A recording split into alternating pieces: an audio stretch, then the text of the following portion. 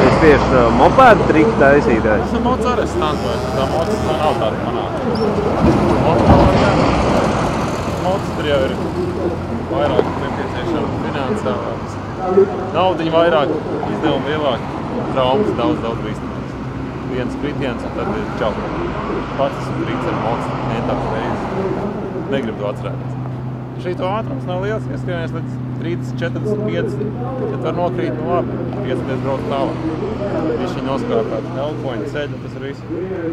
Un nu krist negribās, tāpēc arī cenšos braukt uz kritienu. Tā.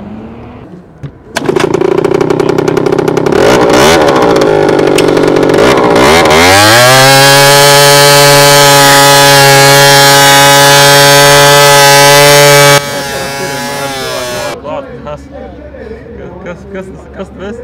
Kāpēc tu dari un kā tu vari izdarīt? Treniņš, hobijs. Lai es iet, viss notiek.